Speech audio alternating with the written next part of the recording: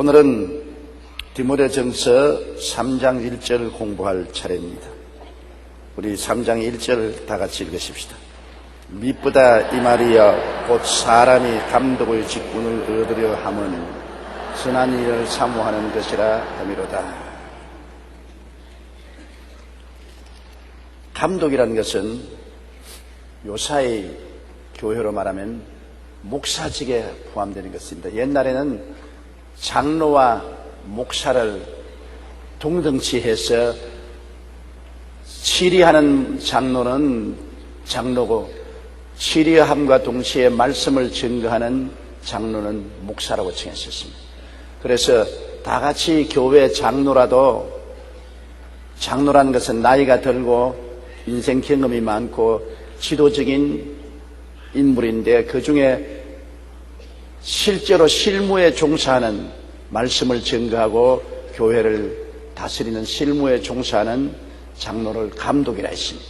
그러므로 감독이라는 것은 옛날에는 목사, 장로를 겸해서 말할 때 실무에 종사하는 말씀을 증거하고 교회를 치리하는 분을 감독이라 했습니다. 그런데 요사이는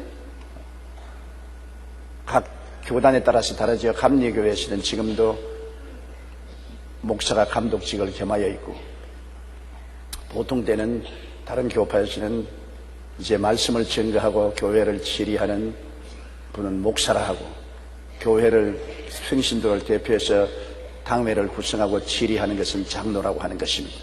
그런데 미쁘다 이 말이요, 미쁘단 말은 좋다, 성실하다, 거짓이 없다, 참되다 이 말인 것입니다. 정말 교회에서 감독이 된다는 것은 참 좋은 일이고 참된 일이고 선한 일이고 착한 일이라는 것입니다. 미쁘다 이 말이요, 사람이 감독의 직분을 얻으려 하면 선한 일을 사모하는 것이라 함이로다. 감독의 직분이 되고자 하는 것은 참 선한 일을 사모하는 것이다. 정말 좋은 일을 사모하는 것이다. 교회 직분이라는 것은 사회 직분과 같이 어떤 자리를 얻는 것이 아닙니다. 교회는 봉사하는 기관이기 때문에 교회의 평신도, 서리집사, 안수집사, 권사, 그리고 장로, 목사가 되는 것은 각각 계급은 다르지만은 그만큼 성도들을 섬기기 위한 봉사의 위치지 성도 위에 군림하는 권력의 지위는 아닌 것입니다. 조금 오해해서 무슨 목사직이나 장로직이 성도 위에 군림해서 권력을 행사하는 지위로 생각하면 대단히 잘못된 것입니다. 하늘나라에는 권력은 하나님밖에 갖고 계시지 않습니다. 하나님 앞에서 섬기는 종으로 부름을 받은 것입니다. 천사들도 성도를 섬기라고 보내서 성도를 섬기는데 하물며 목사, 장로, 안수집사, 권사, 서리집사, 평신도 모두 다는 성도를 섬기기 위해서 부름을 받는 것입니다. 우리 지역장, 구역장님들도 지역과 구역에서 성도를 섬기기 위한 것입니다. 주님께서 높은 자는 낮은 자를 섬기라고 했습니다. 세상의 법도론 보면은 낮은 자가 높은 자를 섬기지 않습니까? 그러나 하늘나라는 높아질수록 낮은 자를 섬기는 것입니다. 하나님의 아들 예수님은 사람으로 오셔서 우리 인생들을 섬기기 위해서 십자가에 못 박혔습니다. 인생들의 모든 죄와 불의, 추악과 저주를 짊어지시고 십자가에 못 박여 몸짓고 피를 흘려 죽기까지 사람들을 섬긴 것입니다. 그러므로 여러분이 진짜냐 가짜냐를 알아보려면 섬김을 받으려고 하는 자는 가짜라는 것을 알아야 됩니다. 사탄은 언제나 섬김을 받으려고 하는 것입니다. 자기를 나타내고 자기 자랑을 하고 사람들로 하여금 자기를 섬기려고 하는 것은 마귀의 정신인 것입니다. 마귀와 귀신은 언제나 섬김을 받으려고 하는 것입니다. 그러나 그리스도의 종들은 어디까지나 겸손하고 섬기려고 하는 것입니다. 십자가를 걸머지고 섬기려고 하는 것입니다. 어떤 주의 종도 성도들을 섬기려고 할 때 진짜요, 어떤 장로들도 성도를 섬기려고 할 때 진짜요, 어떤 권사들도 지역이나 구역에서 의시되고 권력을 행사하려면 사탄의 종인 것입니다. 섬겨야 돼요. 지역장, 구역장도 성도를 섬기는 것입니다. 성도를 섬기는 것은 어떤 태도냐? 어린아이를 기르는 부모의 태도인 것입니다. 부모가 어린아이보다 훨씬 잘났지만은 그러나 어린아이를 기르기 위해서는 어린아이를 섬겨야 되는 것입니다. 콧물 닦아주고 눈물 닦아주고 대소변 치워주고 칭얼거리고 고집 부리는 것 다 발아주고 안아주고 봉사하는 사랑으로 섬기는 것입니다. 그렇기 때문에 기독교 신앙이란 사랑이 근본이 되어야 되는 것입니다. 하나님은 사랑이라고 그러셨습니다. 사랑이 근본이 되어야죠. 사랑이라는 것은 여러분 혼자 사랑합니까? 조용히 혼자서 나 사랑한다, 사랑한다, 사랑 미친놈이지. 흑웅을 치라고 어떻게 사랑합니까? 사랑이란 두 사람 사이에 사랑하는 것입니다. 사람이 혼자서 사랑하지 못합니다. 두 사람이 서로 사랑하게 되는 것입니다. 그러므로 하나님이 세상을 이처럼 사랑했다는 것은 세상에 있는 우리 사람들을 사랑한 것입니다. 하나님은 우리를 사랑하시고 예수님이 우리를 사랑하셔서 우리의 짐을 짊어지신 것입니다. 그러므로 우리는 하늘나라는 사랑이고 하나님은 사랑이기 때문에 주의 종은 사랑의 종인인데 뭘 사랑합니까? 성도들을 사랑하는 것입니다. 장로들은 성도들을 섬기고 사랑하는 것이고 안수집사, 권사님, 지역장, 구역장 다 성도를 사랑하기 위해서 주어진 직위인 것입니다. 직위가 높을수록 더 많은 사랑을 베풀어야 되는 것입니다. 사랑을 베풀고 섬기는 종은 참된 종이고 사랑을 베풀지 않고 군림하고 다스리고 억압하는 종은 가짜입니다. 그건 진짜가 아닙니다. 여러분께서 꼭 진짜와 가짜를 분별해야 됩니다. 교회에도 알곡과 가라지가 섞여서 있는 것입니다. 주의 종들도 알곡종이 있고 가라지종이 있고 재직들도 알곡이 있고 가라지가 있는 것입니다. 그런데 그것을 분별하는 가장 기준은 사랑인 것입니다. 사랑으로 실천하는 것은 진짜고 사랑이 아니고 쓸데없는 권위로서 자기를 나타내려고 하는 것은 가라지인 것입니다. 알곡과 가라지는 이것으로서 우리가 분리할 수 있는 것입니다. 우리가 감독의 직분을 맡으려고 하는 것은 참으로 선한 일을 사모한다는 것은 왜냐하면 감독은 장로나 목사 직분을 가진 사람으로서 성도를 헌신적으로 십자가를 걸머쥐고 섬기는 것이 감독의 직분인 것입니다. 남을 섬기기 위해서는 십자가를 걸머쥐어야 돼요. 십자가는 뭐냐? 남의 약점을 대신 보완해 주는 것이 십자가인 것입니다. 십자가를 걸머쥐고 남을 섬기는 것은 선한 일 아닙니까? 남 보고서 나에게 전부 섬기라고 큰 소리 하는 것은 그것은 선한 일이 아닙니다. 그건 독재의 전행입니다. 그러나 자기를 희생하고 남을 섬기는 것은 선한 일인 것입니다. 사랑을 실천하는 것은 선한 일인 것입니다. 오늘날 감독이 되고 싶은 사람, 장로가 되고 싶은 사람은 선한 일을 사모해야 되는 것입니다.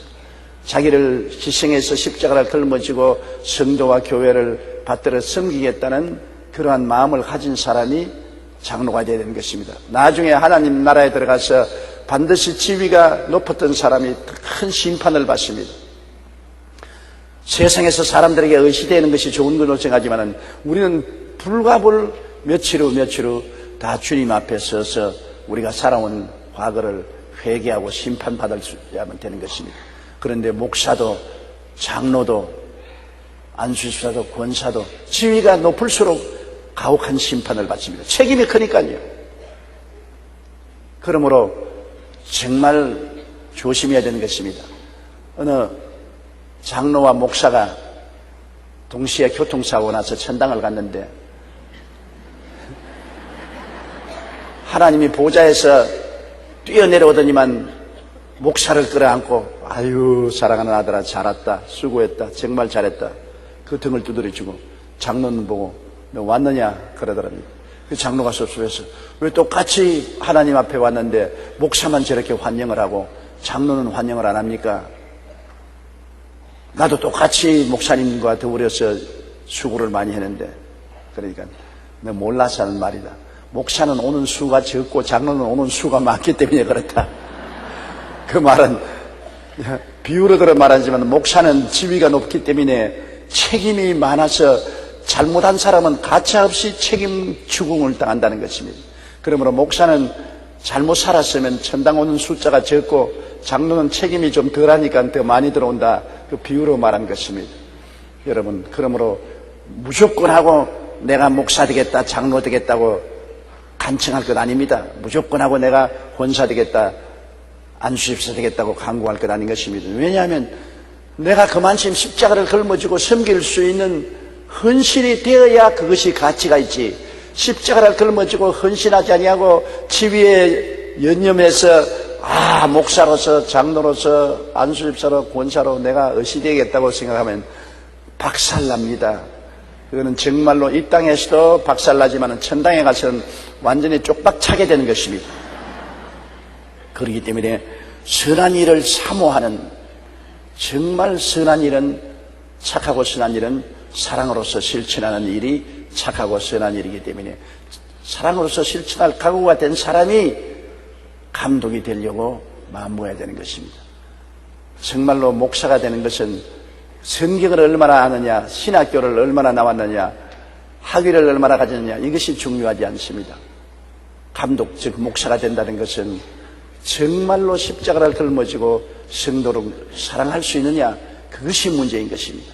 인격이 지식보다 훨씬 중요합니다. 사람이 사람다워야 사람이지, 사람이 사람답지 못하면 사람일 수 없는 것처럼 목사가 목사다워야 목사지, 학교만 많이 나오고 지식 많다고 목사가 되는 것은 아니기 때문인 것입니다. 목사 되기 힘들어요.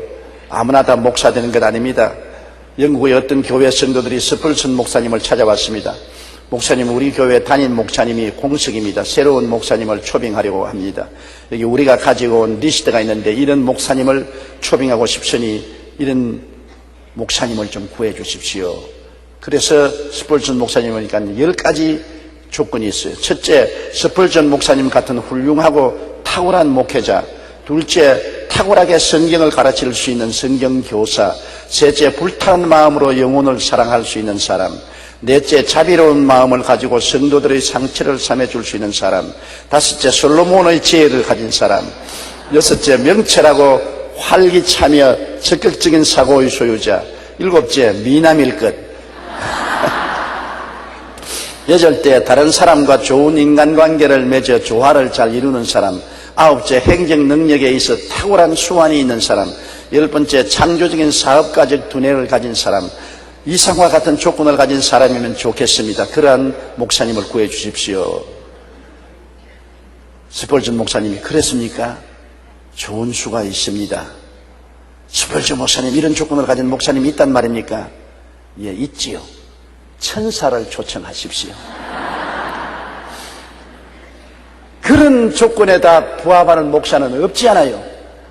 그렇기 때문에 이것은 무슨 말을 하는 것이냐, 목사직을 한다는 것은 얼마나 힘이 드는 직분이라는 것입니다. 제가 올해 49년째 목회를 하고 수천 명의 제자를 길렀지 않습니까? 수천 명의 제자를 기르면서 제가 단적으로 경험한 것은, 목사는 학교에서 공부를 우수하게 잘했다고 훌륭한 목사가 되는 것이 아니고, 목사란 인격과 성품이 훌륭해야 좋은 목사가 된다는 것입니다. 인격과 성품이 훌륭하지 아니하면 아무리 머리가 좋고 유능한 사람도 목회를 못하더라는 것입니다. 인격과 성품이 훌륭한 주의 종을 선택하는 것은 참으로 중요합니다. 인격과 성품이 훌륭하지 못하면 좋은 주의 종도 낭패를 당하는 것입니다. 내가 참으로 미국에서 사랑하는 제자가 한 사람이 있었습니다.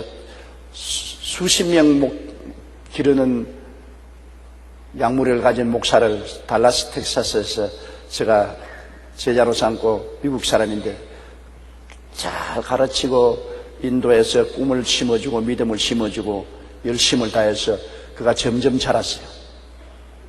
그래서 나중에 락초치라고 한 7,000명이 들어가는 교회를 짓고 한 10,000명의 성도를 모신 큰 교회 목사가 되었습니다. 근데 목회라는 것이 굉장히 스트레스가 심하거든요. 왜냐하면 수능 시험 받는 애들 스트레스 받지 않아요? 여러분, 수능 공부하는 자녀들은 집에서 왕초요, 왕초. 발걸음도 큰 소리 못해요. 애 공부하는데 방해될까 싶어가지고서. 맛있는 것은 다 갖다 주고, 공부하면 텔레비도 다 꺼버리고, 애 공부하는데 전력을 기울이듯이 굉장히 어린아이가 스트레스를 받는 것입니다. 그처럼 목회자는 스트레스가 굉장히 많습니다. 왜냐하면 주일 예배 말씀을 준비하는 것 보통 스트레스가 아닙니다. 좋은 말씀을 맛있게 요리해서 입에 감칠맛이 나도록 설교를 한다는 것은 보통 스트레스가 아닙니다. 아유, 마음대로 성경 몇 구절 읽고 하죠. 그러면은 교인들이 안 오는데 어떻게 합니까? 음식을 잘 해야 식당에 손님들이 많이 오지, 아무데나 그냥 음식을 만든다고 해서 사람들이 옵니까? 손님들이 구비에 맞춰야지. 굉장히 스트레스죠. 주일날 말씀을 증거해야 돼. 또 수요일날 저같이 성경 공부하는 것, 이것도 굉장히 스트레스죠. 말씀을 혼자서 많이 공부하고 연구하고 난 다음에 성도들 앞에 설 수 있고, 그 다음에는 상담하는 것, 신방하는 것, 모든 것이 스트레스에 많이 걸리니까 그 스트레스에 걸려도 스트레스를 풀기가 굉장히 힘이 듭니다. 주의 종이 어디에서 스트레스를 풉니까? 주의 종은 담배도 피우지 않고 술도 마시지 않고 세속으로 나가서 스트레스를 풀지 않습니다. 그러므로 내 제자들을 저는 격려해서 운동을 늘 하라 그럽니다. 수영도 하고 등산도 하고 골프도 치고 운동으로서 스트레스를 풀으라고 했는데, 이분 보고도 운동으로 스트레스를 풀으라고 했는데 아니고 몰래 술을 조금씩 마셨어요. 자기 밤에 잠이 안 오고 스트레스에 걸려서 고생스러우니까 아이고 조금 마시는 게 괜찮지 하고 술을 조금씩 마시기 시작한 것이 나중에 술을 그냥 병처럼 돌이키게 됐어요. 그래 돼서 이제는 술을 마시지 않고는 스트레스에 걸려서 강단에 못 서니까 성령으로 충만한 것이 아니라 술로 충만해가지고서 강단에 서니까 횡설 수술을 하게 됐어요. 그래서 교회에서 면직당하고 마는 것입니다.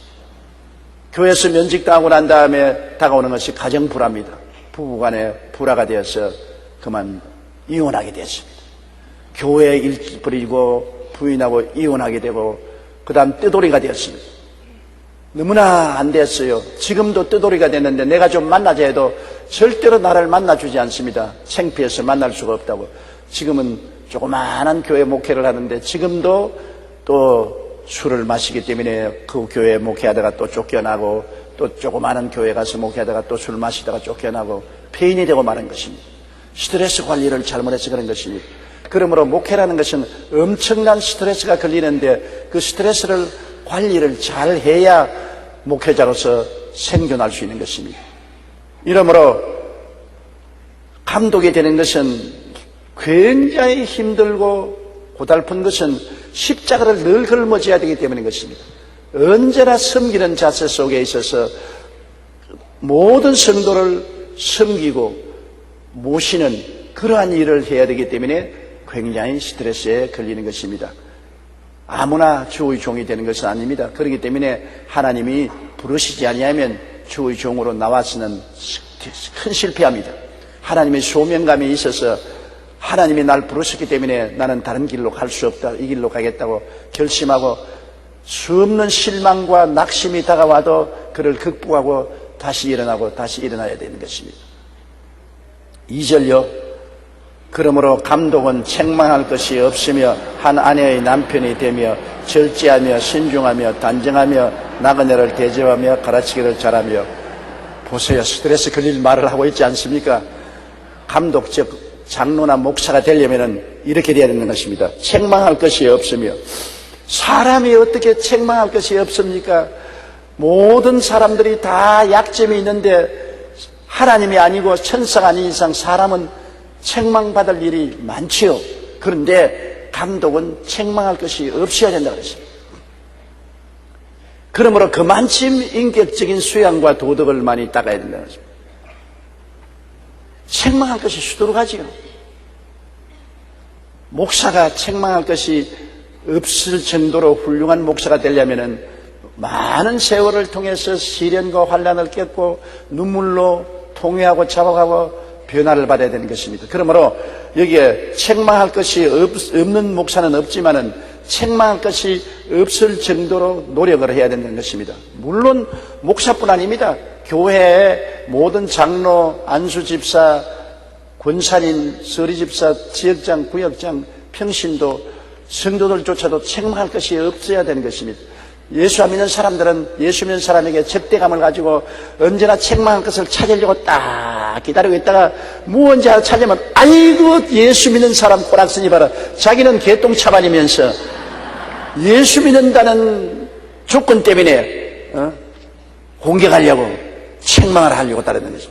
그러므로 우리는 모두 다 그리스도의 영광을 위해서 책망할 것이 없는 자로 살려고 애를 써야 되는 것입니다. 오직 예수 그리스도만이 이 땅에 와서 책망 없이 살았습니다. 원수들도 예수님의 흠을 잡으려고 해도 흠을 잡지 못했어요. 예수님께 책을 잡으려고 해도 책을 잡지 못했습니다. 예수님 이외의 인간들은 다 흠점이 많기 때문에 책망을 들을 수밖에 없어요. 그러나 늘 우리는 스스로 조심해서 책망받지 않은 삶을 살도록 노력하는 사람이 되어야 하나님의 직분을 맡을 수가 있는 것입니다. 그리고 또 감독은 한 아내의 남편이 되며, 왜 여기 한 아내의 남편이 되려 하냐면 그 당시에는 많은 사람이 일부 다처제로 한 남자가 많은 부인을 거느리고 있었습니다. 오늘 이슬람교에서 한 남자가 4여자를 거느리고 사는 것처럼 그 당시 사회는 돈이 있고 생활이 좀 나은 사람들은 많은 여자를 데리고 살았습니다. 구약 성경에도 보면은 일부 다처주의가 횡행했습니다. 아브라함도 사라와 하가를 데리고 있었습니다. 야곱은 무려 아내를 4사람이나 데리고 있었습니다. 참 훌륭한 사람이에요. 아내 4사람을 데리고 살았다는 분이 그 보통 사람은 아니에요. 그리고 다윗도 아내가 10수명이 되었으며, 솔로몬은 아내가 700명에 첩이 300명이 되었습니다. 아마 매일같이 출석부를 가지고 불러야 누가 누군지 알 그런 일부 다처주의가 횡행했었습니다. 그러나 예수님이 십자가에 못 박여 죽었다가 부활하신 후 교회는 하나님의 성전이요 성도는 하나님의 성전이기 때문에 그때 횡행하는 사회 풍조를 따라서 많은 아내를 거느린 사람이 감독이 될 수 없겠다고 단호하게 말하고 있는 것입니다. 한 아내의 남편이 되며, 우리 요사이 생각하면 이거 뭐 보통 다 아는 사실인데 그때의 사회의 풍조가 그렇지 않았기 때문에 그런 것입니다. 절제하며 모든 길에 중도를 취하라. 좌르나 우르나 취하지 마라. 밥도 많이 먹으면 배탈 나지 않습니까? 계란이 좋다고 많이 먹어도 안 되는 것이 않습니까? 언제나 적당히 절제할 수 있는 삶을 살아라. 좋아도 노는 것이 좋다고 너무 놀아도 안 되고, 너무 안 놀아도 안 되고, 너무 부자가 돼도 안 되고, 너무 가난해도 안 되고, 절도 있고 절제 있는 삶을 살아가는 것입니다. 절제하며 신중하라. 모든 일에 깊이 생각하라. 여러분, 왜 사람이 귀가 2개 있는 줄 압니까? 왜 2개 있어요? 한쪽 귀로 듣고 한쪽 귀로 잊어버리라고요. 이 편 말도 듣고 저 편 말도 들으라는 것입니다. 한편 말만 듣지 말고 시어머니 말만 듣지 말고 며느리 말도 들으라. 서로가 이 세상을 살면서 참소를 많이 하잖아요. 요사이 신문에 보면 아예 한나라당이 가관입니다. 2 대통령 이부박끼리 서로 공방을 하는데 우리 일반 제3자로 볼 때는 서로 물고 찢는 것 보기 싫어요. 아예 이제는 하도 정치인들이 서로 물고 찢고 서로 치부를 드러내기 때문에 이제 그런 짓 하는 사람들은 아주 싫어요. 저도 아주 싫어요. 그런데 신문에 계속해서 우리가 원튼 원치 않던 서로 공방하는 일이 나오고 서로 검증하는 일이 나오는데 그럴 때마다 우리가 귀가 2개 있기 때문에 요 사람 말도 듣고 저 사람 말도 들어서 신중하게 해야지. 요쪽에 막아버리고 나는 이것만 듣겠다. 나는 이것만 듣겠다. 그러지 말아요. 귀가 2개 있으니까 한쪽 귀를 막으면 안 돼요. 항상. 그리고 귓바퀴가 왜 뒤로 쳐지지 않고 앞으로 이렇게 돼 있습니까? 뒤에서 속삭이는 말은 아예 듣지 말라는 것입니다. 정면에 앞에서 말하는 것은 들어도 뒤에서 남의 흉보는 것은 아주 나쁘니까 뒤에서 속삭이는 말은 듣지도 말라는 것입니다. 하나님이 용하게 만들어 놓았지 않습니까? 그러므로 앞으로 나오는 앞에서 하는 말만 듣고 뒤에서 하는 말은 듣지 마라. 그리고 눈도 왜 2개가 앞으로 딱 보고 있습니까? 뒤를 돌아보지 말고 앞을 향해서 나가라. 자꾸 뒤를 돌아보면은 앞으로 나가지 못하고 걸려서 넘어진다. 오늘 참여정부가 지금까지 자꾸 뒤를 돌아본 것이 큰 흠집이었습니다. 과거사 정리를 하고 과거에 나쁜 일 한 것을 들추어내기 위해서 바빠서 앞을 쳐다보고 나가지 못하기 때문에 오늘 국민들이 못 살겠다, 살려내라고 고함을 치는 이유가 그런 것입니다. 바울 선생도 뒤의 일은 잊어버리고 표대를 향하여 달려가라. 뒤는 앞으로 잘 때 나가면은 뒤의 것은 자동적으로 해설되는 것입니다. 그런데 뒤의 것을 정리하겠다고 자꾸 뒷걸음질 치고 뒤를 보라고는 앞에 있는 수렁에 빠지게 되는 것입니다. 하나님이 눈도 하나 쯤은 뒤에 박아놓고 하나 쯤은 앞에 박아놓고 그래 할만한데도 불구하고 하나님은 두 개 앞을 따고 앞만 바라보라. 앞만 바라보라. 신중하다는 것은 그와 같이 경솔하게 판단하지 말고 이 말도 들어보고 저 말도 들어보고 그러고 기도하고 신중하게 판단하는 것입니다. 감정적으로 활가닥 무엇을 발표하거나 말하거나 행동해서는 안 된다는 것입니다. 신중하라는 것입니다. 가정에도 부부 싸움이 신중하지 못하게 해서 싸움이 일어날 때가 많지 않습니까? 무엇인지 화가 난다고 할 말 다 해버리면 그 다음에 쥐어 담지 못하고 아주 고통당하는 것입니다. 나이를 먹으면 무엇이 하나 좋아지느냐? 부부 싸움을 점점 신중하게 한다는 것입니다. 옛날에는 할 말 안 하는 말 다 해놓고 난 다음 나중에 못 주워 담아가지고서 애를 먹는데요. 이제 나이를 먹게 되면 신중해져서 아예 발목 잡힐 말은 안 하거든. 말은 여성이 남성보다 훨씬 잘합니다. 말로서 여성을 이길 도리가 없어요. 부부싸움의 말로서 여성을 이길 수가 없습니다. 그렇기 때문에 아예 못 이길 바에는 발목이나 잡히지 말아야지. 그래서 신중하게 듣고 신중하게 대답하고 발목이 안 잡혀야 낭패를 안 당한다. 그것을 깨달은 것이 나이를 먹어야 깨달았다는 것입니다. 그러므로 감동은 책망할 것이 없으며 한 아내의 남편이 되며 절제하며 신중하며 단정하며 사람이 지저분해서 안 되지 않습니까? 옷도 지저분하게 입는 사람도 있고 말도 지저분하게 지절버절 하는 사람도 있고 걸음도 단정하게 걷지 않고 갈짓자 걸음을 걷는 사람이 있고 얼굴 모습도 단정하지 못한 사람이 있고 모든 것이 단정해야 사람들 보기에 인상이 좋지 않습니까? 왜 우리가 세수하고 화장합니까? 단정하게 보이려고. 얼굴을 깨끗하게 하고 머리도 잘 다듬는 것은 사람이 단정하게 보여야 인상이 좋습니다. 옷도 단정하게 입어요. 옷도 지저분하게 그냥 입지 말고 단정하게 입고 말도 단정하게 하고 걸음걸이도 단정하게 걷는다. 그러면 상대방에 좋은 인상을 주고 사람이 좋은 인상을 가지면 나중에 많은 도움자가 생겨나는 것입니다. 첫 인상이란 굉장히 중요합니다. 사람 처음 만났을 때 첫 얼굴 쳐다보고 단정하냐 단정 안 하냐 판단하게 되는 것입니다. 저도 신앙 상담하러 오는 사람 척 보면 쳐다보면 단정하고 깔끔해서 오는 사람은 이분 말은 깊이 있게 들어봐야 되겠구나. 벌써 오는데 보면 화장도 하지 않고 머리칼도 다 흐트러지고 옷도 단정하지 못하면 이거 조금 한물 간 사람이구나. 씌어졌으니까 그런 것을 미리 알고 들어야 되겠다. 그렇게 사람의 첫 인상을 보고 결정하는 것입니다. 요사이는 더구나 대학을 졸업하고 직장을 구하는 젊은이들이 먼저 회사에 가서 구두시험을 볼 때 굉장히 조심하는 것은 앉아서 구두시험을 보는 사람이 무슨 질문을 하고 대답하는데 얼마나 아는가 보라도 그 사람의 태도가 단정하냐 단정하지 않느냐 그것을 중점적으로 보는 것입니다. 태도가 단정하면 훌륭한 사람으로 점수를 줄 수 있고 태도가 단정하지 못하면 아예 점수를 나쁘게 주죠. 왜냐하면 젊은 사람이 들어와서 앞에 앉으면서 발을 탁 걸쳐가 여기 탁 앉으면 태도가 고약하구나. 또 여성이 와가지고 다리를 쩍 벌리고 앉아있으면 교육을 어디서 받았냐. 다리를 딱 오므라서 이렇게 딱 앉아야지. 그런 일거수일투족이 여러분 굉장히 중요하지요. 그리고 주의 종은 단정해야 된다. 나는 지금도 주의 종이 강단에 설 때 넥타이도 안 매고 청바지에다가 러닝 셔츠 하나 걸치고 나와서 설교하는 교회 종들을 동의하지 않습니다.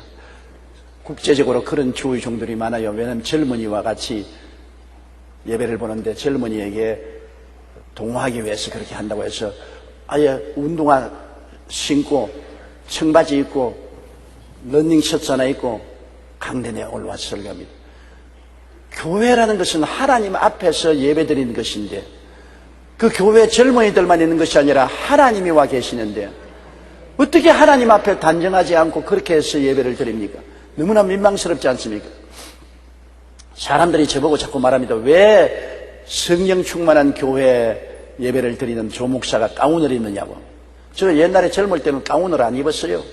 가운을 안 입고 했는데 왜 이제 나이 들어서 노망을 했냐, 왜 가운을 입고 하냐. 마음속에 내가 아무리 해도 하나님 앞에 서는데 하나님 앞에 단정해야 되겠지 않느냐. 하나님을 섬기는데 내가 단정하기 위해서는 그래도 가운을 입고 하나님 앞에 서는 것이 내가 단정하지 않겠는가. 성도들 보기에도 가운을 입고 서는 것이 단정하겠다. 왜냐하면 가운을 입기 전에는 어디에 신경을 쓰느냐. 옷 색깔, 넥타이 색깔, 와이셔츠 색깔에 늘 관심을 넣었어요. 그래서 교인들에게 잘 보이려고. 그래서 늘 넥타이도 수백 개 걸어놓고 늘 넥타이 쳐다보고 옷도 늘 어떤 색깔을 입을까, 와이셔츠를 어떤 걸 입을까. 예배 정신 신경보다도 옷 입는 데 신경이 더 쓰여요. 그래서 이거 연예인도 아니면서도 연예인 비슷하게 돼요. 그래서 그러지 말고 하나님 말씀을 집중적으로 설교하고 옷에 대해서 관심을 기울이지 않기 위해서는 가운 하나 입으면 되거든. 어느 34절 가운만 입으면 되는 것이고, 그리고 하나님 앞에 그래도 단정하게 하기 위해서 가운을 입고 깨끗하게 쓰는 것이 좋다고 생각해서 단정하려고 가운 입는 것이 노망해서 가운 입는 것은 아닙니다. 사실은 가운을 벗어버리고 싶은 때가 많이 있어요. 왜냐? 굉장히 덥습니다. 여름철에는 굉장히 더워요. 가운을 입고 있으니까 벗어버리고 싶어요. 그러나 단정한 것이 하나님 앞에 좋다고 생각하기 때문에. 그런데 뭐 저희 뜻과 같지 않은 사람도 많이 있어요. 그러니까 꼭 저 뜻대로 하라고 하는 건 아닙니다. 나 좋으라고 하는 것이니까, 내 마음속에 하나님 앞에 단정하기를 원해서 하는 것이니까 다른 사람이 그렇게 안 해도 상관이 없습니다. 그러나 강단에 설 때는 최소한도 양복 입고 넥타이는 매야 된다고 생각합니다. 그래야 하나님 앞에 단정하게 설 수 있다고 생각하는 것입니다. 그 다음 나그네를 대접하며, 나그네를 대접한다는 말이 뭐냐. 옛날에는 여러분 사람들이, 성도들이 여행을 할 때 생활이 가난했지 않습니까? 돈이 없지 않습니까? 그러므로 호텔에 들어갈 수 없고, 또 그 당시에는 호텔 같은 호텔이 없었습니다. 대도시에 묵는 데 가면은 되게 굉장히 난잡한 곳이 숙박업소였었습니다. 아주 성적으로 문란하고 난잡한 곳에 숙소가 정해져 있고 했기 때문에 예수 믿는 사람들이 여행할 때는 주로 예수 믿는 사람 집에 묵었었습니다. 구약시대도 보면은 여러분, 손님이 오면 성문에 앉았다가 뛰어나가서 영접했었습니다. 아브라함도 네 사람의 손님이 오는 것을 강제로 붙잡아다 발 씻기고 음식에서 먹이고 보니까 하나님인 것을 아는 것처럼, 롯도 성문에 앉아있다가 천사들이 온 것을 보고 강제로, 천사인 줄 몰랐어요. 손인 줄 알고 집으로 데려다가 대접했지 않습니까? 손님이 오면 집으로 모셔서 대접하는 것이 습관이요, 관례였었습니다.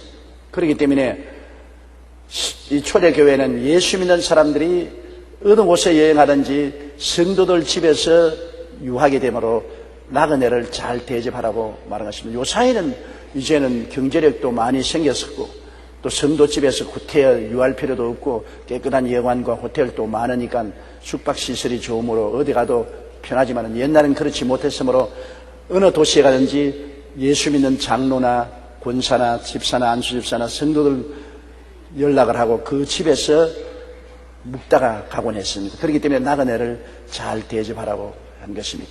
정말 손님을 집에서 모신다는 것 굉장히 힘든 것입니다. 집에 다른 사람이 오면 신경을 써야 되지 않습니까?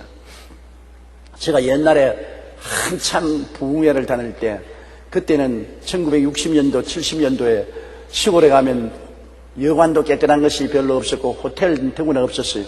대개 제가 부흥회를 하면은 어느 집이든지 장로님이나 권사님 집에 묵었어요. 그런데 장로님이나 권사님 집에 묵으면 참 좋은 점도 있고 나쁜 점도 있습니다. 장로님, 권사님이 정말 식사 대접을 해주고 부흥사라고 잘 돌보면 좋은데 화장실에 가는 것이 얼마나 어려운지 모르겠어요. 조그마한 화장실 하나를 대식구가 다 쓰니까 화장실에 가기 전에 몇 번이나 문을 열어보고 화장실에 누가 있느냐 없느냐 쳐다보고 그 다음에는 불같이 뛰어가서 화장실에 볼일 보고 뛰어나와야지. 아, 그 집에 며느리도 있고 새색시도 있고 자녀들도 있고 뭐 다 있는데 우리 한국의 화장실 문화가 외국보다 발전이 그때는 안 됐습니다. 얼마나 불편한지 몰라요. 세수하는 것도 불편하고 화장실 가는 것도 불편하고. 그래서 여관이나 호텔에 있으면 내 마음대로 있으니까 좋지 않아요. 제가 영국에 가서 정말로 어려움을 당한 적이 있습니다. 영국 이제 천당 가시는데 웨일스에 카디프라는 곳이 있습니다. 카디프에 있는 교회에 부흥회 갔는데 거기에 브루스터라는 목사님인데 아주 훌륭한 신사적인 목사님이었습니다. 그런데 그 목사님이 아들은 장가가 진다하고 이제 대학 다니는 딸하고 목사님 부부가 집에 같이 사는데 브루스터 목사님이 저보고 아유 뭐 허물 없으니까 우리 집에 와서 열흘 동안 우리 집에 있으라고. 우리 아들이 살던 방이 있으니까 우리 집에 있으라고. 아유 나는 아니에요 나 호텔로 갈래요. 나 불편해서 하니까 아이 그러지 말라고. 한 식구처럼 우리 집에 있자고. 그래서 집에 가니까 아유 집에 들어가지 말자. 내가 가지 털근거려 앉았어요. 그 부인을 보니까 부르도구 같이 생겼어요. 사모님이 부르도구 같이 생겼는데 심술이 얼굴에 툭툭 떨어져요. 사람이 인상을 보면 알지 않습니까? 아이고 나 오늘 이제 열흘 동안 죽었다. 그러나 목사님은 얼마나 다정하고 친절한지 몰라요.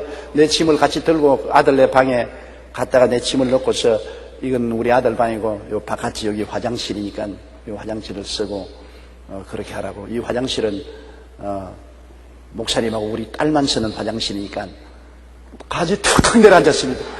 그 딸이 쓰는 화장실을 내가 쓰자니 어떻게 하냐 말입니다. 그러나 짐을 내리고 난 다음에 식사 준비할 테니까 식사하러 나오라 하는데 아유 부부간에 다투는 소리가 들립니다. 사모님이 응접실에서 남편하고 다투는 소리가 내게 들립니다. 당신 왜 내 허락도 없이 손님을 집에 데리고 왔어? 요사이 한국도 그렇잖아요. 마누라 허락받지 않고 손님 데리고 왔다가 벼락 떨어지지 않아요. 옛날에는 마음대로 했지만 요사이는 마음대로 할지 못했는데 구라파는 우리보다 빠르니까요.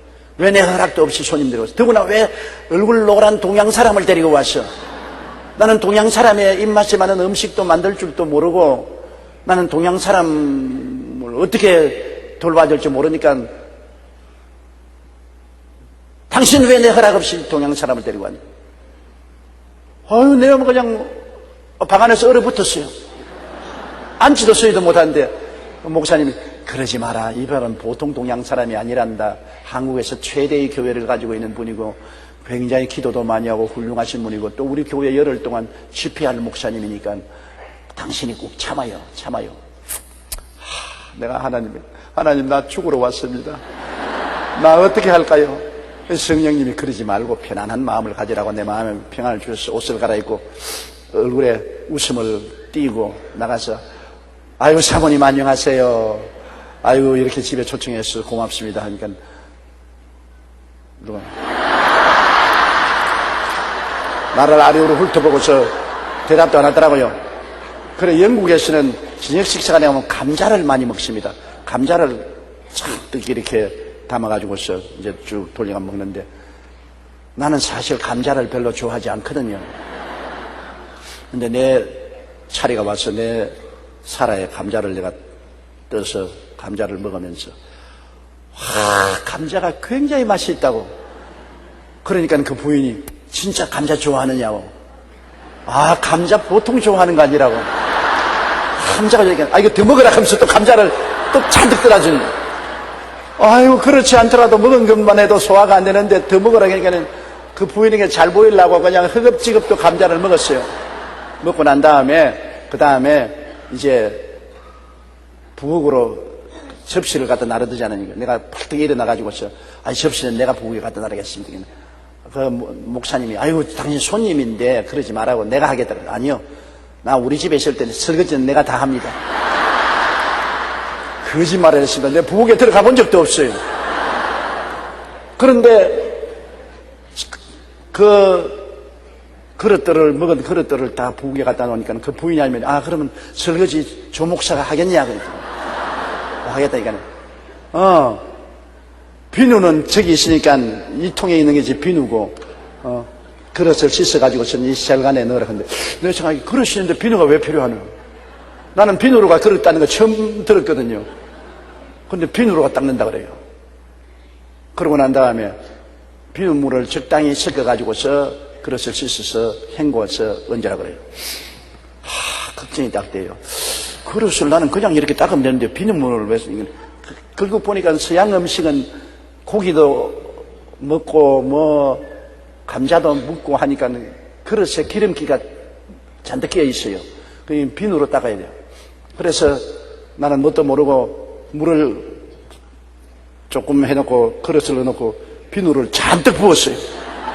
비누 가루분을 반죽 넣고 물을 터니까 막 비누가 부풀러 오르는데 막 이건 말로도 할 수 없어요.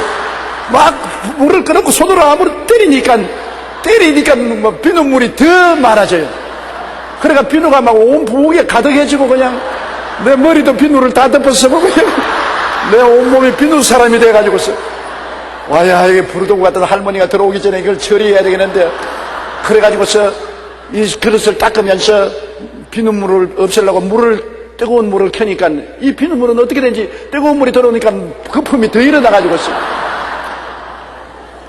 조금 있다가 부르도고 할머니 오는 발걸음 소리가 들립니다. 아이고 나 이제 죽었다. 이제 부엌에 딱 들어오더니만 나를 보니까 내가 이렇게 됐는데 비누 사람이 돼가지고 저라고 막 그 할머니가 배를 닦고 와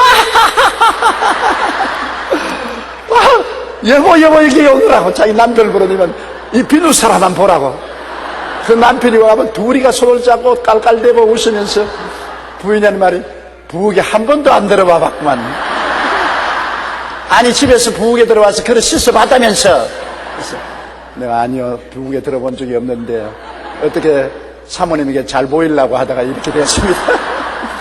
그러니까 아이고 집 나오라고 비누를 다 틀어주고 그냥 나를 끌어안고 난 다음에 너무나 고맙다고 이렇게 부엌에 들어와지도 않았으면서도 부엌에 들어와서 소재까지 그러니까 씻으라는 목사님 마음이 고맙다고 우리 가족 식구처럼 살다고 그 길로 그 부르도구 할머니 마음에 내가 들었어요. 그냥 나를 안고 그냥 비누를 닦아주고 그 다음부터 꼭 자기 아들같이 사랑을 베풀어 주는데 얼마나 좋던지 몰라. 그래서 하나님이 하시는 일은 사람을 생각하고 들린다. 비누 사람을 만들어 가지고서 부르도구 할머니 마음을 열어주시더라고요. 그래서 나는 일주일 내에 부엌에 들어가려 해도 오지도 말라고 할머니가 다 해주고 그 다음 뭘 마시냐고 시장에 가가지고서 심지어는 병에 드는 김치까지 사다 주더라고요. 그래서 일주일 동안 그 집에서 잘 먹고 정말 대접을 잘 받고 행복하게 지냈어요. 나그네를 대접하는 말을 했는데 나그네를 대접하는 나그네가 대접을 받을 수 있도록 행동을 잘 해야 돼요. 저는 한번 외국에서 온 가까운 이웃의 외국에서 온 나그네를 대접을 했는데 우리 서대문에 있을 때 우리 집에다가 모셨는데 대접받을 만한 행동을 했습니다. 내 서재에다가 넣어놨는데 이 사람은 그 습관대로 나무 집에 왔으면서도 훈도시 하나만 묶고 있어요. 다 빨가벗고 위에 다 빨가벗고 밑에도 다 빨가벗고 중요한 데만 가르고 그래서 그런 식으로 그냥 화장실에 들락날락하고 그래서 내가 우리 집 사람에게 얼마나 혼이 나는지 모릅니다. 저런 거를 갖다 놓고 난 다음 집안에 어떻게 살라 그래요 말이지. 나그네를 대접만 잘할 것이 아니라 나그네 되었으면 그 가정의 문화를 따라서 행동을 해야 돼요. 그 가정의 식구들이 어떻게 살며 어떤 건가를 잘 보고서 자기 행동과 처신을 잘해야 평안하게 같이 있을 수가 있는데 자기 마음대로 자기 집에서 사는 식으로 살서는 안 되잖아요. 하도 오랫동안 저는 나그나 생활을 했기 때문에 많은 한국 가정에서 살았고, 외국에 가서도 외국 목사님, 장로님들 집에서도 살았고 했기 때문에 굉장히 이것이 몸에 익었습니다. 그 집에 들어가면 그 집의 문화를 깨달아야 돼요. 그 집에 노인이 있느냐, 어른이 있느냐, 애들이 있느냐, 어떻게 사느냐. 그리고 거기에 내가 조화를 맞춰 들어가야지 내 식으로 살아면 그 가정에 어려움을 갖다 오는 것입니다. 그게 굉장히 힘듭니다. 신경이 곤두서요. 그러나 요 사이는 어디 가더라도 호텔에 들어가니까 마음이 편안하고 좋아요. 가면 막 신발 벗어버리고 양말 벗어버리고 내 마음대로 옷 갈아입고 편안하게 있을 수 있으니 좋은데 옛날엔 그렇지 못했습니다. 가르치기를 잘하며 또 잘 가르쳐야 돼요. 주의 종이 원래 사명이 하나님 복음 말씀을 가르치는 것이 아니니까. 내가 내 제자들에게 늘 하는 말은 하나님 말씀을 잘 연구해서 깊이 새김질해서 완전히 내가 깨닫고 난 다음에 그 부드럽고 맛있는 말씀을 어린아이도 알아들을 수 있도록 쉽게 설교하라. 설교를 쉽게 해야 모든 사람이 다 알아듣습니다. 교회는 대학원을 졸업 맡은 사람으로부터 시작해서 난 놓고 기억자도 모르는 사람도 와 있는 것입니다. 장년들도 와 있는 것이 아니라 어린아이들도 와 있어요. 모두 다 들어서 이해할 수 있도록 쉽게 설교를 하는 것. 그게 쉬운 것이 아닙니다, 여러분. 쉽게 설교하는 것만큼 힘든 것이 없어요. 자기가 아는 말대로 그냥 평상으로 말하면 알아듣는 사람도 있고 못 알아듣는 사람도 있고 알아도 못 알아들어도 상관없다고 생각하면 모르겠지만 복음은 다 알아듣게 해야 되기 때문에 정말 책임지고 쉽게 잘 가르쳐야 되는 것입니다. 가르치기를 잘하는 주의 종은 굉장히 보배로운 주의 종이 되는 것입니다. 그 다음 9절요. 술을 즐기지 아니하며 구타하지 아니하며 오직 관용하며 다투지 아니하며 돈을 사랑하지 아니하며. 술을 즐기지 아니하며, 술을 전혀 먹지 말라는 말은 안 했습니다. 왜냐하면 구라파에 가면은 별 도리 없이 불란서에 가면은 목사들이 전부 다 집에 식사할 때도 술을 내놓아요. 제가 구라파에도 오래 많이 부흥회를 인도하고 다니고 목사님 댁에도 있었고 또 모임에도 가고 하면 불란서에는 거의 다 술을 내놓습니다.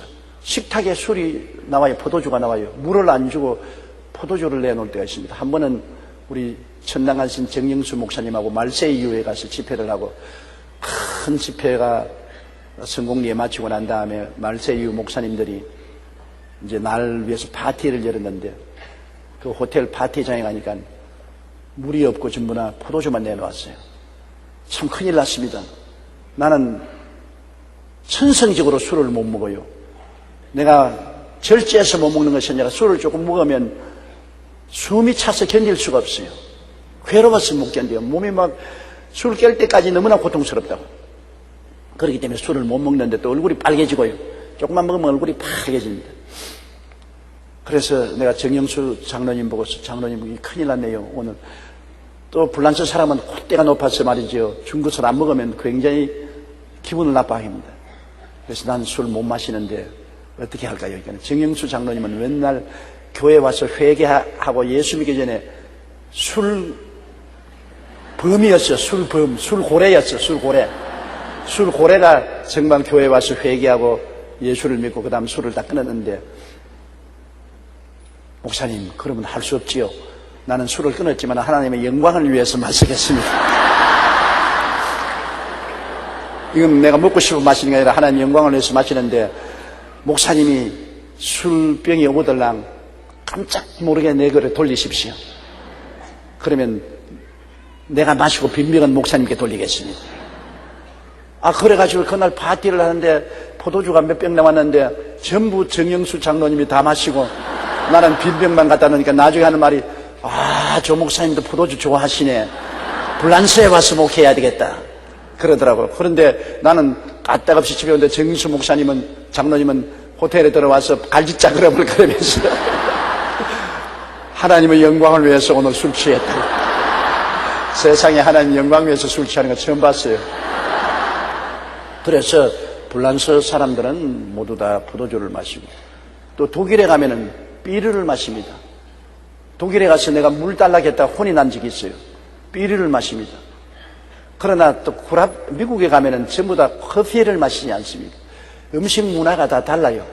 그렇기 때문에 반드시 우리처럼 안 산다고 해서 당신들은 크리스찬이 아니라고 말할 수 없는 것은, 구라파 사람들은 그래도 술 취한 사람이 없어요. 술을 먹어도 절도 있게 조금씩 마시고 음식과 같이 먹기 때문에 술이 취해서 돌아다니는 사람 없는데, 우리 한국 사람은 무엇이 시작했다면 끝장을 보는 사람들이 있어요. 마셨다면 그냥 끝장을 보는 거예요. 그러기 때문에 술이라는 것은 안 되는 것이 제일 좋습니다. 술은 인간을 잘못하면 파멸에 이끌게 하는데, 내가 여기 정보를 가지고 나왔는데, 술 때문에 망한 사람들 이야기를 적었는데, 이게 막 없어졌네. 아, 떨어졌구나.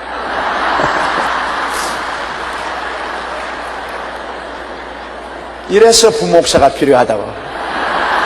떨어진 것 주워다 주니까. 여기 보면 독일의 위대한 작곡가 요한 스바스티안 바흐의 아들 중에 가장 재능이 뛰어났던 프리데만 바흐는 술을 마시다가 인생을 탕진해버렸습니다. 오스트리아 작곡가 프란츠 요제프 하이든보다 재능이 뛰어났던 동생 미하엘 하이든은 술 때문에 일생을 망쳤습니다. 오스트리아 작곡가 슈베르트는 상습적으로 포도주를 마셨기 때문에 30대 초반에 술독에 걸려서 죽었고, 독일 작곡가 슈만은 음주벽으로 정신착란을 일으켰습니다. 네덜란드의 화가로 36세 상처한 렘브란트는 알코올 중독자가 되었습니다. 미국 소설가요 비평가인 싱클레어는 음주야말로 삶이 천재의 발 앞에 파놓은 가장 큰 함정이라고 말했었습니다.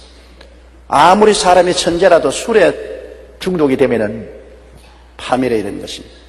술 중독은 정말로 무서운 것입니다. 이러므로 성경 말씀에 주의 종은 술을 즐기지 아니하며, 술을 즐기지 말아야 되는 것입니다. 아예 즐기는 것이 아니라 술을 보지도 말아야 되는 것입니다.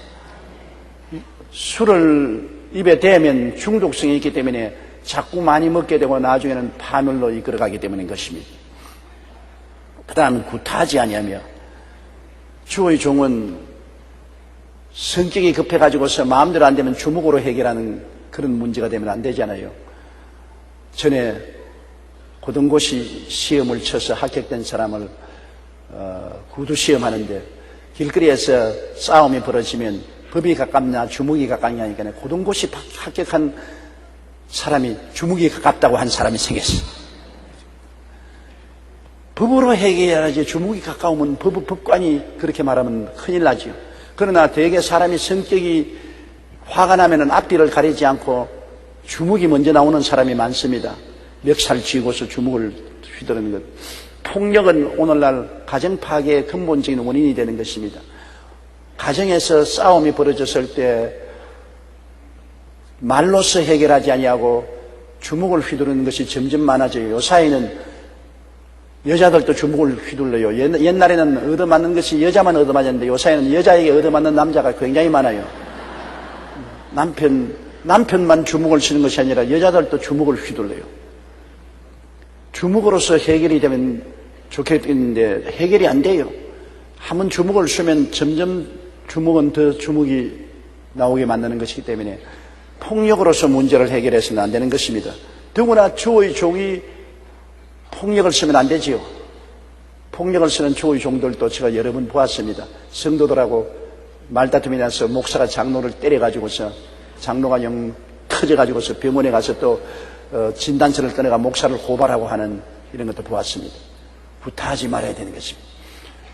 육신의 구타는 안 하더라도 말로서 구타하는 사람들 많습니다, 여러분. 어느 폭력, 주먹으로 폭력도 폭력이지만 말로서 폭력을 가하는 것도 굉장한 폭력입니다. 말로서 남을 깊이 상처 입히고 마음의 고통을 가져오는 말을 하는 어느 폭력도 있는 것입니다. 우리가 지도자가 되면은 주먹 폭력도 쓰지 말아야 되고 말 폭력도 쓰지 말아야 되는 것입니다. 우리 한국의 정치가들은 말 폭력을 많이 사용해요. 말을 마음대로 해버리고 말아요. 어느 폭력도 쓰지 말아야 되는 것입니다. 오직 관용하며 넓이 아량을 가지고 받아들이는 것을 말하는 것입니다. 관용한다는 것, 나는 관용 말만 하면 우리 할머님이 생각이 나요. 어릴 때 나는 할머님하고 자랐기 때문에 우리 할머님은 내가 잘못한 일이 있어도 언제나 나를 끌어안고 내 엉덩이를 두들기면서 아이고 내 새끼야, 아이고 내 새끼야, 다음부터 그러지 마라, 다음부터 잘해라. 우리 할머님이 나를 엄청나게 관용을 해 주었습니다. 제가 스스로도 못된 일을 했다고 생각하는데도 불구하고 하나님, 우리 할머님은 나를 관용을 해 주시고 사랑을 해 주는 것이 늘 기억이 나는 것입니다. 또 한 가정에도 어머니는 언제나 자당이라고 그랬습니다. 자비로운 어머니, 관용하는 어머니. 아버지는 법적으로 되더라도 어머니는 관용으로 가지고 되기 때문에 우리가 일평생을 늘 어머니를 잊지 못하고 넘어져도 아이고 어머니 크지, 아이고 아버지 크는 사람 없지 않습니까? 어머니. 왜? 관용을 해주기 때문에 어머니는 사랑으로 품어주고 사랑으로 치료해 주신다. 관용인 것입니다. 링컨 대통령이 남북 전쟁을 할 때 국방부 장관과 함께 일선에 시찰을 갔는데 총사령관이 사무실에 없어 일선에 시찰 나가 있었습니다. 대통령이 사무실에 기다리고 있는데 한참 만에야 총사령관이 아주 흙이 묻은 옷을 입고 땀을 뻘뻘 흘리면서 들어오더니 대통령에게 경에만 탁 뻗치고 난 다음 그냥 2층으로 올라가 버리고 안 내려오거든. 그래 부관 보고 국방부 장관이 아니 사령관이 대통령이 왔는데 내려와서 보고를 해야지 왜 안 내려오니까 올라가서 목욕하고 지금 주무십니다. 그러니 국방부 장관이 화를 벼락까지 내면서 이런 나쁜 놈의 자식이 어디 있냐. 대통령이 왔는데 와서 경의야만 하고 올라가지 목욕하고 잠자리에 들어갔다니 이놈 당장 목을 잘라야 되겠다. 그럴 때 링컨 대통령이 말입니다. 아니 내버려 두십시오.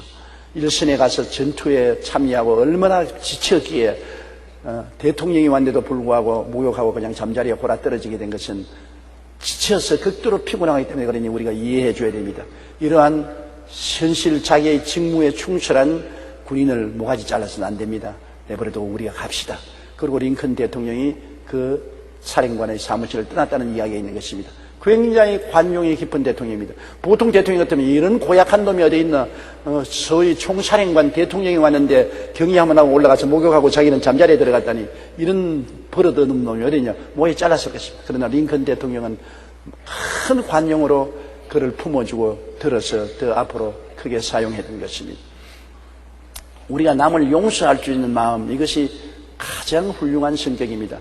남을 심판하기는 쉽습니다. 사람을 흠집을 잡아서 핥히고 심판하는 것은 쉽습니다만 남을 용서하고 덮어주고 끌어안아주는 것은 굉장히 힘이 드는 것입니다.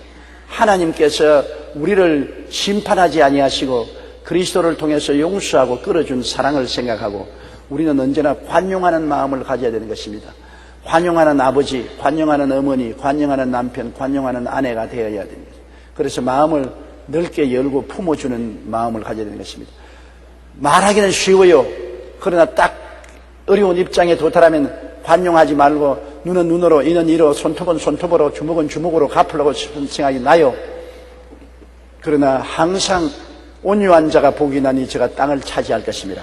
싸나운 자가 땅을 차지하는 것이 아니라 관용하는 온유한 자가 땅을 차지한다는 것은 세상에서 복을 받는다는 것입니다. 천당만 가는 것이 아니라 온유한 자가 복이 나니 저는 땅을 차지한다. 땅에서 결국에 이기고 성공하는 자는 온유한 자가 성공한다는 것입니다. 얼마나 북한이 관용하지 않지 않습니까? 김일성부터 김정일부터 그 정권이 굉장히 강하고 포악하고 관용성이 없지 않습니까? 자꾸 달라고만 하고 줘놓으면 받아 먹고 난 다음에는 고개 돌리고 약속하고도 거짓말하고. 우리 대한민국은 계속 주고 또 퍼붓고 또 퍼부어 주고 못 주어서 안달이 나지 않습니까? 이 나라가. 그럼에도 불구하고 하나님은 누구 편이냐? 관용하고 용서하고 사랑하고 은혜를 베푸는 우리 편에 서 있는 것입니다. 왜 그러냐? 온유한 자가 복이 있나니 저희가 땅을 차지할 것이며 결국에는 남북 통일이 되면은 대한민국 중심으로 통일이 되고 마는 것입니다. 왜냐? 관용을 하는 나라는 계속해서 하나님께 복을 받고 관용을 하지 않고 굳어져서 자기 중심으로 서고 언제나 힘을 바탕으로 인생을 살아가는 사람은 망하는 것입니다. 여러분, 약한 자가 강하다는 것을 잊지 말아야 되는 것입니다. 하나님이 바울 선생에게 내 은혜가 약한 데서 강해짐이라고 말하는 것입니다. 우리가 스스로 강하면은 부러집니다. 나무도 여러분, 아주 강한 나무는 태풍이 불어오면은 뚝 부러지잖아요. 안 부러지는 나무가 뭡니까? 대나무지요. 바람이 불면 늘 바람과 싸우지 않고 약함으로 바람에 휘말리지만은 대나무는 부러지지 않습니다. 그러나 그 꽃이 쓴 나무는 부러지고 말아요. 약한 자가 여러분 나중에 실제 보면 강한 것은 하나님은 약한 자를 들어서 강한 자를 이기게 만들어 주시는 것입니다. 강한 자는 자기 힘을 의지하기 때문에 하나님이 같이 하지 않는 것입니다. 강하니까 내 스스로 내 지혜와 총명과 내 능력과 내 힘을 의지한다. 내가 제일이다. 하나님보다 제일이 누가 있습니까? 결국은 부러지고 말죠. 약한 자는 약하기 때문에 항상 하나님께 의지하고 하나님께 기도하고 하나님을 내 힘으로 삼기 때문에 하나님이 같이 하심으로 결국 약한 자가 이기게 되죠. 우리 예수 믿는 사람은 여러분 우리의 삶 속에 하나님이 여러 가지 섭리에서 자꾸 약하게 만들 때가 많습니다. 하나님을 의지하게 하기 위해서 여러 가지 시험과 환난을 당해서 내 힘이 약한 것을 깨닫고 하나님께 의지하도록 만들어서 진짜로 강하게 만들어주는 것입니다. 얼마나 하나님은 강하십니까? 그 진짜로 강하려면 이 큰 강한 하나님께 의지해야 강해지지요. 내가 하나님께 의지 않고 내 스스로 의지하는 사람은 진짜 강한 사람이 아니라 약한 사람인 것입니다. 그러므로 진짜 강해지려면 우리가 약해져야 되고 하나님께 의지해야 되는 것입니다. 이러므로 다투지 아니하며 돈을 사랑하지 아니하며 돈이 필요 없는 것이 아닙니다. 돈은 있으면 있을수록 좋아요. 여러분 돈이 교회도 돈이 많아야 더 많은 교회도 짓고 더 많은 방송사업도 하고 더 많은 문화사업도 하고 선교사도 파견하는데 돈 없이 되는 것입니까? 원래 돈은 하나님께서 주를 사랑하는 백성들에게 주었습니까? 아담과 하와에게 준 것인데 마귀에게 뺏겼죠. 오늘날 물권은 교회가 가져야 되는 것입니다. 그런데 돈을 사랑하는 거하고 돈을 갖는 거하고는 틀립니다. 돈이 태산같이 많아도 돈을 사랑하지 않은 사람이 있고 거지가 단돈 한 푼 가지고도 돈을 사랑해가지고서 그 돈의 노예가 되는 사람이 있는 것입니다. 돈을 사랑하지 않는다는 것은 돈이 많아도 그 돈을 가지고 하나님이 시키는 대로 자선 사업을 하고 이웃에 나누어 주는 것은 돈을 사랑하지 않는 사람인 것입니다. 돈이 많이 들어와도 언제나 하나님을 위해서 하나님이 성령이 인도하는 대로 돈을 쓰고 이웃을 돌보고 나누어 주는 이것은 돈이 많으면 많을수록 좋지요. 그러나 돈이 얼마 안 되는 적은 돈이라도 수전노가 되어서 돈을 붙잡고 하나님을 사랑하지 아니하고 이웃에 나누어 주지 않고 꽉 쥐고 내 것으로만 쥐고 있으면 돈을 사랑하는 사람이 되게 많은 것입니다. 여러분 돈이라는 것은 그 문자 그대로 돌고 도는 것이 돈입니다. 돈은 들어오면은 자꾸 하나님 영광 위해서 써야 되는 것입니다. 주님께 11조 드리고 선교 사업에 쓰고 가난한 이웃을 위해서 돈을 사용하고 그러면 하나님이 자꾸 부어주시는 것입니다. 빈 그릇에 무엇을 담을 수 있지 가득한 곳에는 담을 수가 없는 것입니다. 내게 들어오는 축복을 자꾸 비워야 돼요. 내가 자꾸 다른 사람을 위해서 축복을 비워버리면 하나님이 자꾸 축복을 부어주는 것입니다. 이렇기 때문에 돈을 사랑함이 일만하가의 뿌리가 된다고 했습니다. 사랑하지 말아야 돼요. 돈은 얼마나 소유하는 자가 일만하가의 뿌리가 된다는 것은 없습니다. 돈은 얼마든지 소유해도 좋습니다. 많으면 많을수록 좋아요. 그래야 누구나 교회가 돈이 많으면 많을수록 많은 하나님의 사업을 할 수 있는 것입니다. 가시와 은극히가 나고 이마에 땀을 흘려 먹고 사는 것은 저주받아서 그런 것입니다. 예수님이 십자가에서 몸짓고 피 흘려 저주를 청산하심으로 말미암아 이제 우리는 가시와 은극히가 나지 않고 이마에 땀을 흘리지 않고 먹고 살 수 있도록 하나님이 복을 나려 주신 것입니다. 우리 예수 믿는 사람은 그리스도 안에서 아브라함의 복을 받은 사람들인 것입니다. 아브라함은 나그네 길을 걸어갔지만 은과 금이 풍부하고 부자요 창대했던 것입니다. 그러므로 아브라함과 같이 우리가 행인과 나그네 길을 걸어가도 아브라함과 같은 물질적인 복을 우리가 약속받았으나 항상 잊지 말아야 될 것은 돈의 노예가 되어서는 안 되는 것입니다. 돈을 사랑해서 일만하게 뿌리가 되어서는 안 되는 것입니다. 돈을 사랑치 말고 돈은 언제나 하나님의 사업을 위해서 이웃을 돕기 위해서 내게 하나님이 맡겨놓은 것이라고 생각해야 되는 것입니다. 돈은 내 것이 아닙니다. 하나님이 잘 쓰라고 맡겨놓은 것입니다. 이것을 기도하고 잘 써야 돼요. 돈을 술 취하는데 도박하는데 세상 방탕하는데 쓰면 안 돼요. 돈이라는 것은 그 자체가 선하지도 않고 악하지도 않아요. 선한 사람 손에 들어가면 선하게 사용되고 악한 사람 손에 들어가면 악하게 사용되는 것입니다. 돈이 스스로가 나쁜 것은 아닌 것입니다. 오늘날 미국이 세계적인 강한 나라인데, 부자인데, 미국에 그리스도의 복음이 들어가서 미국이 복음주의 국가가 되었기 때문에 온 천하 만국의 선교사를 보내서 우리 한국도 미국으로 말미암아 복음을 듣고 미국 선교사들의 헌신에 의해서 오늘날 이와 같은 기독교 복음을 믿는 큰 국가가 된 것입니다. 미국이 가난하고 헐벗고 굶주렸으면 우리의 선교사도 보내지 않았습니다. 지금 한국에 있는 거대한 교육기관이 다 미국 사람이 시작한 것입니까? 연세대학교나 이화여자대학이나 또 그렇지 않으면 세브란스 병원이나 수많은 교육기관과 병원과 자선기관들이 미국 선교사들이 와서 세웠습니다. 그래서 우리 한국의 오늘날 기독교 교육과 문화가 창달하게 될 수 있는 것입니다. 오늘날 우리 여의도 순복음교회도 세계 600여 명의 선교사를 파견할 수 있는 것은 우리에게 물질이 있었기 때문에 그런 것입니다.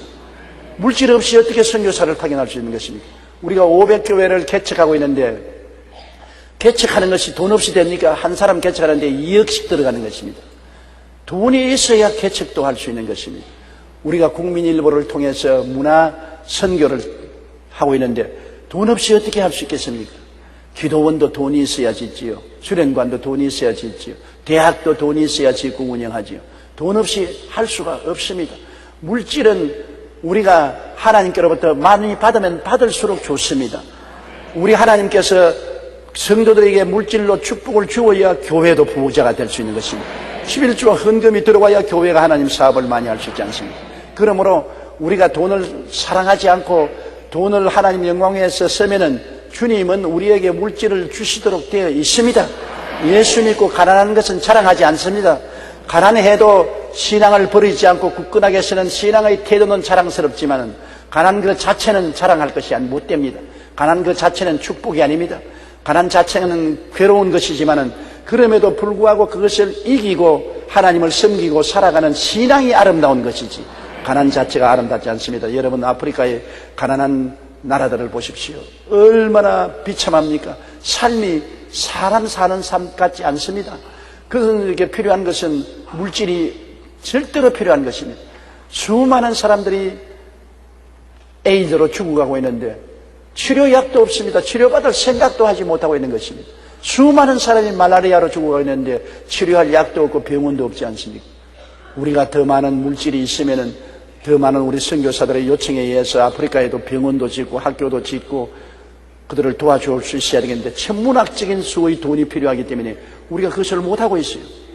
이러므로 돈은 하나님께 구해서 우리가 더욱 많이 받아야 되고 여러분 모두 다 부자 되기를 예수 이름으로 축원합니다. 영혼이 잘됨같이 범사에 잘되고 강건하기를 내가 간구한다고 말씀한 것입니다. 범사에 잘되어서 부자 되어 더 주님을 위해서 써야 되는 것입니다. 그러나 돈을 사랑해서는 안 되는 것입니다. 더구나 주의 종이 돈을 사랑하면 안 돼요. 주의 종은 돈하고는 먼 집에 있는 것입니다. 돈 벌려면 세상에 가서 돈 벌지 무슨 목회에서 돈 벌겠습니까? 주의 종은 영혼을 기르기 위해서 전력을 기울이는 것입니다. 주의 종이 되면은 먹어도 사업, 하나님 사업하고 안 먹어도 하나님 사업하는 것입니다. 주의 종은 직업이 아닌 것입니다. 사명입니다. 사명이라는 것은 돈벌이 위한 것이 아니고 사명을 다하기 위해서 목숨을 버리는 것이기 때문에 돈에 대한 관심을 기울이지 말아야 됩니다. 죄송한 말이지만 저는 지금도 교회에서 나에게 얼마 주는지 모릅니다. 관심 없어요.